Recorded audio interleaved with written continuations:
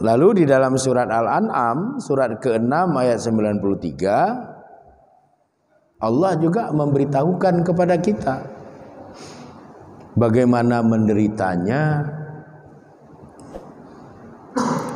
seorang hamba yang akan meninggal dunia pada saat sakaratul maut, di mana tidak ada iman pada dirinya atau ada iman pada dirinya tapi hidupnya penuh dengan kemaksiatan, hidupnya penuh dengan kezaliman-kezaliman. Walau taro, kalaulah seandainya kamu menyaksikan betapa beratnya sakaratul maut itu, iziz zalimuna fi ghamaratil maut, bagi orang-orang yang zalim dalam merasakan rasa sakit sakaratul mautnya. Jadi Allah memberitahukan kepada kita, kalaulah kita tahu, kalaulah kita menyaksikan, kalaulah kita bisa melihat hal gaib pada saat sakaratul maut itu berlangsung, yang terjadi kepada orang-orang yang zalim, orang-orang yang banyak maksiatnya di dalam hidup, wal malaikatu, dan malaikat maut, basitu aidihim, memukul dengan tangan mereka,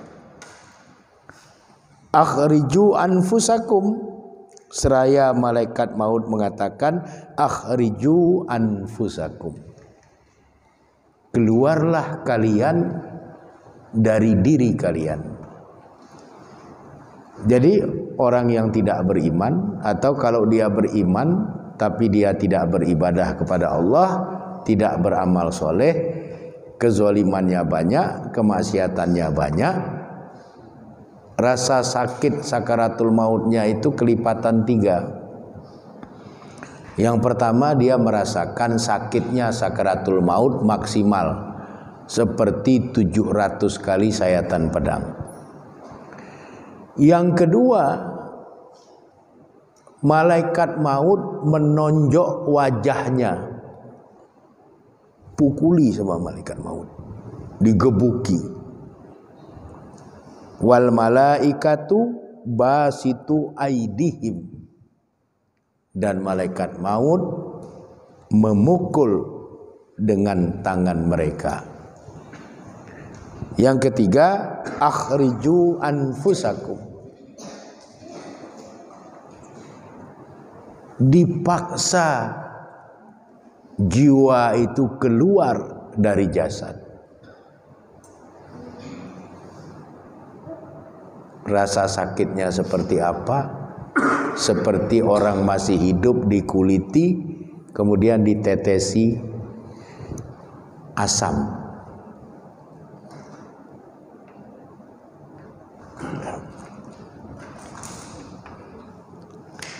Al-yauma tujzauna azabal hun, dan pada hari itu kamu akan dibalas dengan azab yang sangat menghinakan. Jadi mengalami penghinaan. Ada rasa sakit sakaratul maut seperti 700 kali sayatan pedang, dipukul oleh malaikat maut, dipaksa keluar jiwanya dari jasadnya, kemudian diazab dengan penghinaan. Kenapa itu semua terjadi kepada orang-orang yang zalim dan banyak maksiat dalam hidupnya? Bima kuntum taquluna Allahi ghairal haq, dikarenakan kamu pada waktu hidup mengatakan atas Allah hal-hal yang tidak benar. Jadi tidak mematuhi aturan-aturan Al-Quran. Apa yang Allah berikan petunjuk diabaikan. Jalan hidup ditempuh tidak seperti Rasulullah SAW menempuh jalan hidup. Itu diantara kenapa seseorang mengalami rasa sakit yang sangat luar biasa dan rasa susah yang sangat luar biasa pada saat sakaratul maut itu. Wa kuntum an ayatihi tastakbirun, dan kamu terhadap ayat-ayatnya ya Allah merasa sombong. Jadi kan banyak orang yang meremehkan ayat-ayat Quran. Banyak orang yang mengolok-olok ayat Al-Quran. Banyak orang yang mengabaikan ayat-ayat Al-Quran, tidak mau mematuhinya. Disuruh sholat, tidak mau sholat. Perintah sholat itu Quran. Aqimi sholat wa atu zakah. Tegakkan sholat, keluarkan zakat. Itu perintah Allah dalam Quran. Tapi apa yang dilakukan dalam kenyataan hidup tidak seperti yang ada di dalam Al-Quran. Itulah yang membuat, jangankan cerita alam barzakh, waktu sakaratul maut saja pun sudah berat. Jadi berhati-hatilah di dalam hidup ini. Wala tamutunna illa wa antum muslimun. Jangan pernah mati kecuali dalam keadaan Islam. Bawa sertalah iman dalam kematian kita. Berbekallah hidup dengan ketakwaan. Tazawadu, berbekallah kamu. Fa inna khairaz zadi taqwa. Karena bekal yang paling baik itu adalah takwa. Beramal soleh yang banyak, beribadah yang banyak, berbuat baik yang banyak. Perintah-perintah Quran itu diikuti sesuai dengan mastata'tum, sesuai dengan keadaan kemampuan kita masing-masing. Quran menyuruh kita sedekah, ya kita sedekah. Sedekahnya disesuaikan dengan kemampuan kita. Quran menyuruh kita berinfak, berinfaklah kita sesuai dengan kemampuan kita. Quran mewajibkan kita zakat, tunaikanlah zakat. Quran menyuruh kita menegakkan sholat, tegakkanlah sholat itu. Quran menyuruh kita berlomba-lomba berbuat kebaikan, berlomba-lombalah kita dalam berbuat kebaikan. Hindarilah kezaliman yang membuat diri kita menderita atau membuat orang lain menderita karena kita. Supaya apa? Supaya enak waktu kita menghadapi sakaratul maut. Kadang-kadang orang karena masih sehat itu tidak memikirkan tentang sakaratul maut itu.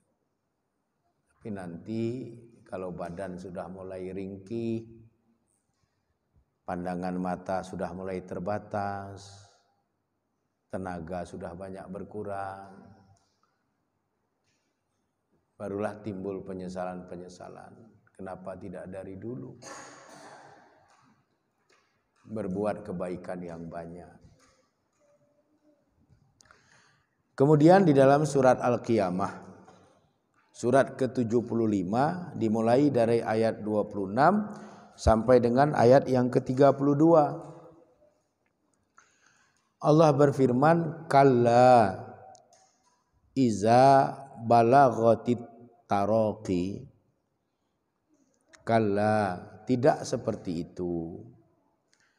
Iza balaghatit taraqi, jika nyawa sudah sampai ke tenggorokan. Ini sudah saat-saat sakaratul maut. Waqila, malaikat Israel itu akan mengatakan kepada orang yang nyawanya sudah sampai ke tenggorokan, man raqin, siapa yang mampu mengembalikan ruhmu itu ke tempatnya semula? Siapa yang mampu menyembuhkanmu dari rasa sakit sakaratul maut itu? Itu ditanya oleh malaikat Israel. Karena kadang-kadang manusia ini kan banyak soknya. Jadi ditanya sama malaikat Israel, kau dulu gagah kali, sok kali kau dulu waktu hidup. Nah sekarang ruhmu sudah sampai ke tenggorokan. Coba, siapa yang mampu mengembalikan ruhmu yang sudah di tenggorokan itu kembali ke tempatnya semula? Kalau bisa coba, ayo coba. Begitulah malaikat Israel itu memperlakukan seorang hamba yang waktu hidupnya sombong, angkuh, tidak mengenal ibadah, tidak mengenal berbuat kebaikan. Wazonna, dan pada saat itulah dia menyangka dengan yakin annahul firaq,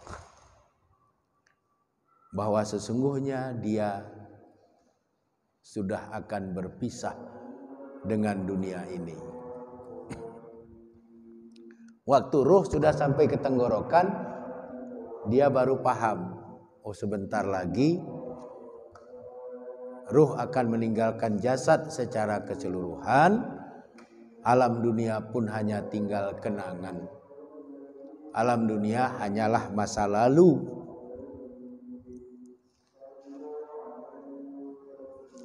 Ila rabbika yauma izin al-masaq. Ila rabbika, dan kepada Rabbmu, yauma izin, pada hari itu, al-masaq, kamu dihalau. Jadi ruh itu diperlakukan oleh malaikat Israel seperti kita ngangon sapi, ngangon kambing, ngangon kerbau. Dihalau. Kita kan kalau menghalau sapi itu bawa cambuk, bawa kayu.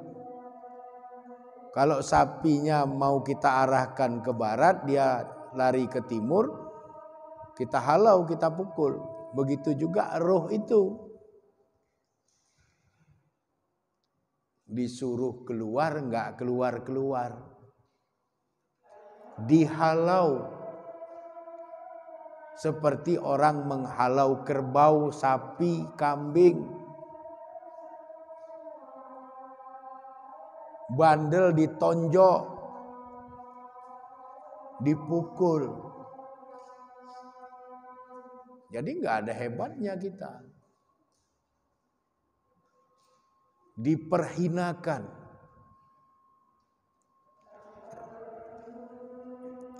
Fala saddaqa wala sholla. Kenapa ruh itu dihalau seperti orang menghalau hewan? Faktornya karena dua. Yang pertama, fala saddaqa, tidak membenarkan apa yang ada di dalam Al-Quran, tidak membenarkan apa yang sudah diberikan bimbingan oleh Nabi Muhammad SAW kepadanya. Itulah yang membuat dia diperlakukan seperti hewan, dihalau seperti orang menghalau hewan. Yang kedua penyebabnya wala sholat, karena pada waktu hidupnya enggak sholat.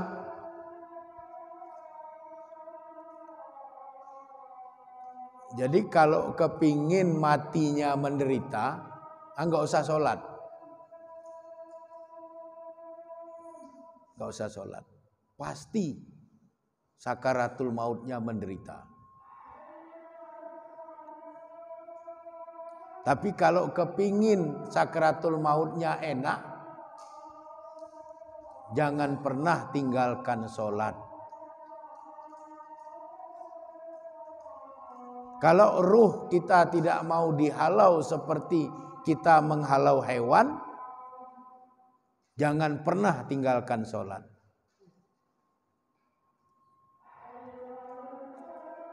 Karena orang yang meninggalkan sholat, sakaratul mautnya berat, ruhnya dihalau seperti kita menghalau hewan. Ini harus menjadi ingatan yang kuat, yang membekas dalam batin kita.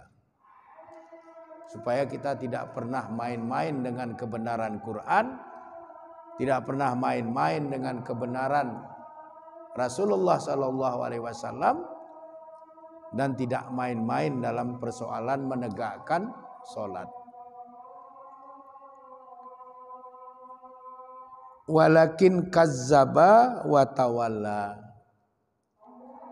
Mereka tidak membenarkan Quran, mengingkari jalan hidup Nabi, tidak mau menegakkan sholat. Ya, mereka mendustakan semua itu. Wa tawalla, dan mereka berpaling dari semua nilai-nilai kebenaran yang diajarkan oleh Allah Subhanahu wa taala, yang diajarkan oleh Rasulullah sallallahu alaihi wasallam. Jadi inilah Bapak dan Ibu-ibu serta anak-anak kami yang perlu sama-sama kita ketahui, sama-sama kita pahami bahwa Allah sudah memberikan peluang kepada kita untuk kita bisa mengalami sakaratul maut yang paling ringan dalam kematian yang normal, hanya dengan mengeluarkan keringat pada bagian kening. Manfaatkanlah itu dengan sebaik-baiknya. Jaga Islam, jaga iman, tunduklah kepada semua peraturan-peraturan Allah, kepada ketentuan-ketentuan Rasulullah sallallahu alaihi wasallam. Jangan pernah tinggalkan sholat yang 5 waktu. Insyaallah sakaratul maut kita akan ringan. Allah akan menolong kita. Dan jangan lupa setiap kali kita berdoa, sisipkanlah sebaik doa, Allahumma a'inni ala sakaratil maut. Ya Allah, tolonglah hamba dalam menghadapi rasa sakit kematian. Demikian saja, kurang dan lebih saya mohon maaf. Pada Allah Subhanahu wa taala saya mohon ampunan. Hadanallah wa iyyakum ajmain. Wallahu a'lam bishawab. Walhamdulillahirabbil alamin. Assalamualaikum warahmatullahi wabarakatuh.